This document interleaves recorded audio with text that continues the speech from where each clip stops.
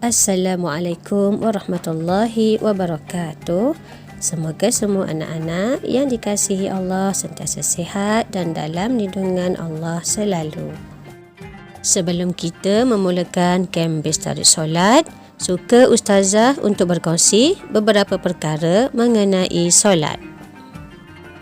Apakah kedudukan solat dalam Islam?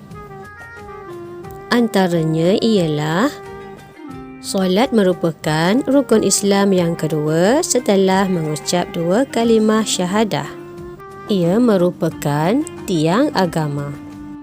Bermakna sesiapa yang mendirikan solat, ia mendirikan agamanya. Sesiapa yang meninggalkan solat, dia meruntuhkan agamanya.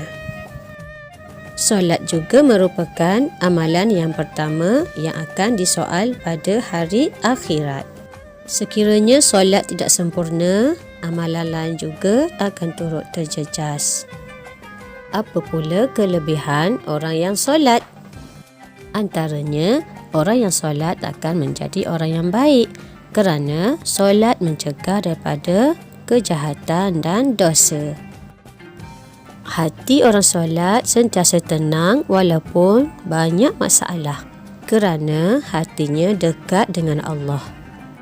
Orang yang solat juga sentiasa berjaya dalam apa yang dia lakukan, bukan saja di dunia, malah juga di akhirat.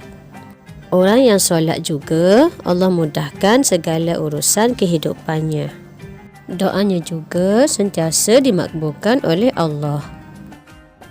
Allah sangat sayang kepada orang yang solat, akan diampunkan segala dosanya dan dimasukkan ke dalam syurganya yang kekal abadi. Apa pula akibat orang-orang yang meninggalkan solat? Hatinya pasti tidak tenang kerana jauh dengan Allah. Orang yang tidak solat sukar untuk menghadapi masalah hidup.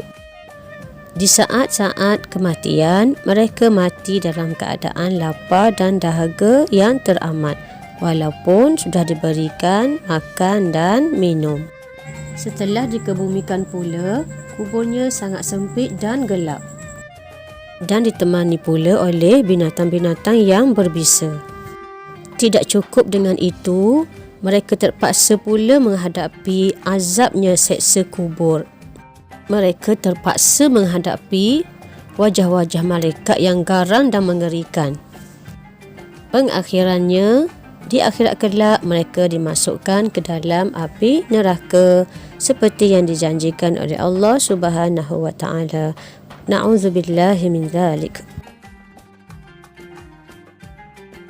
Persoalannya, Ustazah, saya dah solat tapi kenapa saya masih tak jadi baik? Saya dah solat tapi saya selalu bermasalah.